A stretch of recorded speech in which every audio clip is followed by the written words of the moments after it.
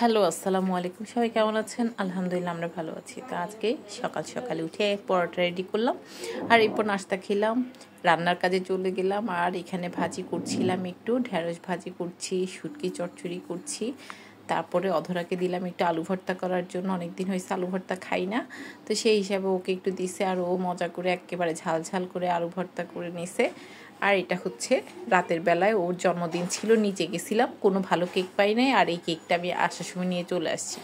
তারপরে সকালবেলা ঘুম থেকে উঠে এখানে গাছের পানি দিতে আসছি, আর এসে দেখছি একটা ফুল ফুটে আছে, দেখে অনেক ভালোই লাগছিল।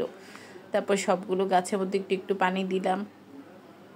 আর যতই পানি দেই না কেন, আমার না কেন যেন এই যে এই পাতাবাহার চিকন চিকন পাতাওয়ালা এই পাতাবাহার গাছটা না একটু হলদে হয়ে যাচ্ছে, কেন আমি জানি না। আপনারা যদি কেউ জেনে থাকেন তবে জানাই দিয়েন যে এটার কারণ কি।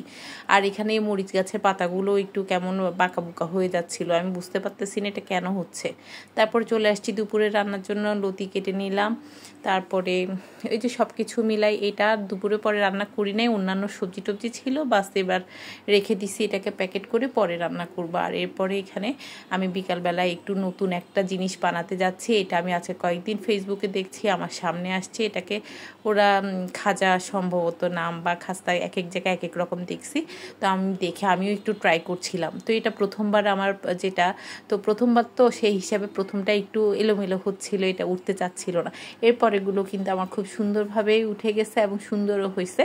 তো সব কিছু মিলে আমি ফার্স্ট টাইমই আমি আল্লাহর রহমতে আমার এটাতে পারফেক্ট খাস্তা বা খাজা যেটাই বলেন ওইটা বানাই ফেলছি। তারপরে ভালোই হয়েছে। আমি প্রথমে হাতে একটু নিয়ে দেখছিলাম, এরপরে বাকিগুলো করছি একের পর এক।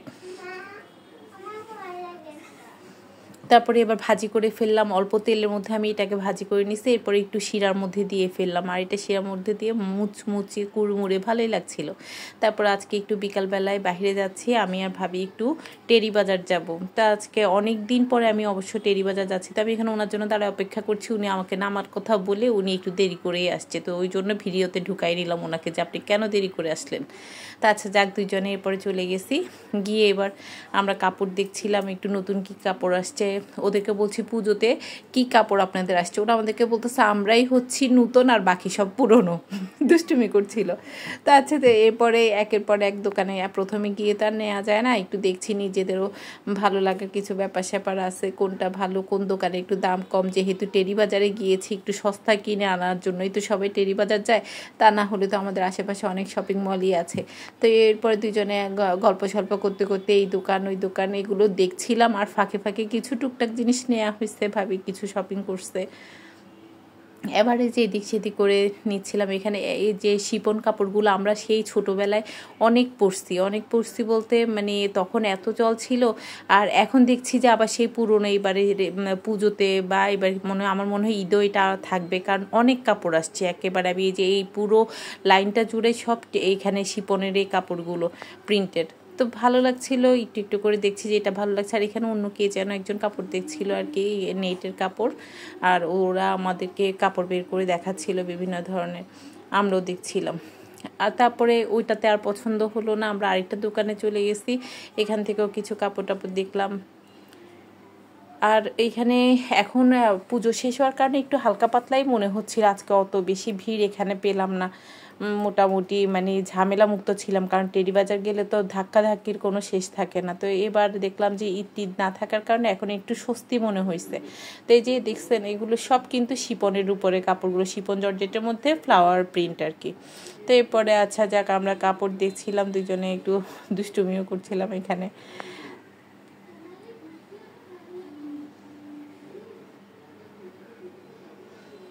কত কাপড়, টেরি বাজার গেলে কাপড়ের কোনো অভাব নাই, দেখে নিতে হবে, বুঝে শুনে দাম করতে হবে। ওরা কিন্তু অনেক দাম বলবে, আপনাকে আপনার মতো করে দাম করে নিতে হবে।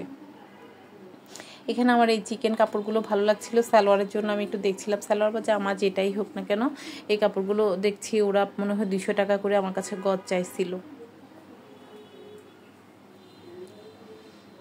তো অধরা ইদানিং একটু চিকেন কাপড়ের জন্য ইয়ে করছিল, তো এই দোকানটা থেকে অবশ্য আমাদের এক কালারের কাপড় নেওয়া হয়েছে। আর ভাইয়া দাম একটু কমই রাখছে। এটা হচ্ছে রাজু এন্টারপ্রাইজ। ভাইয়া আবার ওনার দোকানের নামটা আমাকে মেনশন করতে বললো, তো সেই জন্য আমি আপনাদেরকে জানাই দিচ্ছি। উনি কাপড়গুলো অনেক ভালো কাপড় কিনছি আমরা, কিন্তু দামটা ভালোই কম রাখছে উনি, মানে অতিরিক্ত দাম রাখে নাই। তো ওই জন্য আপনারা গেলে মোটামুটি অল্প দামের মধ্যে যারা চিটাগংয়ে আছেন ওরা গেলে কিনতে পারবেন ওনার সাথে। একটু দাম টাম করে নেবেন আপনারা, আপনাদের মতো সবারই তো একটু ধারণা থাকে, সেই অনুযায়ী আপনারা দাম টাম করে নেবেন, ভালো কাপড় কিনে যায় ভালো।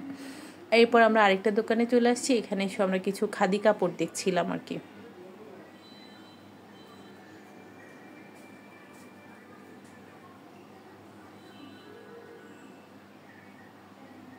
তো এখানে ওনাদের বিভিন্ন কাপড়ের একটা চার্ট ছিল, এখানে ওনারা ঝুলে রাখছে কোনটা কত দাম। আর পাশে একজনে এইটা ওনার জন্য নিচ্ছিল কাপড়গুলো। তো আমরা আবার এখানে কাপড়গুলো দেখছিলাম। এখান থেকে আমাদের একটা কাপড় নেওয়া হয়েছে, একটা না সরি, এখানে আমাদের দুইটা কাপড় নেওয়া হয়েছে, দেখে ভালো লাগছে। আমরা ওনাদের এই দোকানটাও আছে, আর পাশে আরেকটা দোকান আছে ওনাদের। তো আমরা দুইটা থেকে মানে কাপড় দেখে দেখে নিলাম একটু। এরপর চলে গেছি আমরা দোতলায় লেসের দোকানে। তো এখানে গিয়ে লেস টেস দেখছিলাম, আবার ভাবি কিছু ওনার মানে জামায় দেওয়ার জন্য বাটন খুঁজছিল, পার্লের বড় বাটনগুলো। তো ওই বাটন বলতে এটা মানে শো বুতাম হিসাবে যেন দেওয়া যায়। তো আমি এখানে পাশে এই দোকানটা দেখে দৌড়াই গেলাম একটু দেখি তো এখানে গাছের দামগুলো কেমন চায়, মানে ফলস ফ্লাওয়ার বা এরকম আর্টিফিশিয়াল গাছগুলো। ও বাবা অনেক দাম। আমি ভাবছি টেরি বাজার যেহেতু হয়তো একটু কম হবে। এই যে ফলসে ঝুলানো কি বলবো এটাকে, পাতাবাহার যেটা, তো এগুলোর দাম যাচ্ছিলো ওরা 400 টাকা করে যাচ্ছিল। তো আমি দেখলাম যে না এখানে অনেক দাম, আর কালেকশানও অত ভালো না। এই যে বাগান বিলাসটা আমি চাচ্ছিলাম যে যদি হোয়াইট কালার বা ইয়েলো কালার হইতো ভালো লাগতো মনে হয়, হালকা ইয়েলো। তো এই যে এইখানটাতে চলে আসছি কড়ি নেওয়ার জন্য। এক পর্যায়ে ভাবি যখন ওইটা পাচ্ছিল না, আমি ওনাকে বলছি আপনি কড়ি দিতে পারেন, কারণ এখন মানে শো বুতাম হিসাবে কড়িটা ভালোই লাগে, বা অনেকে হাতের মধ্যে নিচে জামার নিচে দেয় যে সুন্দর লাগে। তো ওনাকে আমি ইয়ে করার পরে উনি এখান থেকে বেশ কিছু করি নিল, আর এক একটা করি আমাদের কাছ থেকে ওরা 6 টাকা করে রাখছে। তারপরে এখানে ওই যে এখন তো সবাই চুড়ি বানাচ্ছে, তো চুড়ির অনেকগুলো ইয়ে দেখলাম। আর এখানে যা চলে আসছি আমরা, ওখানে কেনাকাটা শেষ, এবার বের হওয়ার সময় দেখছি ফলের দোকান। তো আমি আয়ের জন্য একটু বাতাবি নেবো নিলাম, আর কদবেলও দেখছি খুব সুন্দর, এক একটা 50 টাকা করে চাচ্ছিল। তো কদবেল আর নেওয়া হয় না ভাই। এরপরে যখন রিক্সায় উঠছি আমরা ডিসি হিলের পাশে যখন আসছি, এখানে আসার পরে এত জ্যাম, আমার মনে হয় আমরা 1 ঘন্টার মতো এখানে ছিলাম, চারদিক থেকে আমাদেরকে জ্যাম ঘিরে ফেলছে। তারপর দুইজন বসে ভালোই লাগছিল, একটু বৃষ্টিও পড়ছিল। তা যে পর্যন্তই, সবাই ভালো থাকবেন, সুস্থ থাকবেন। আল্লাহ হাফেজ, আসসালামু আলাইকুম।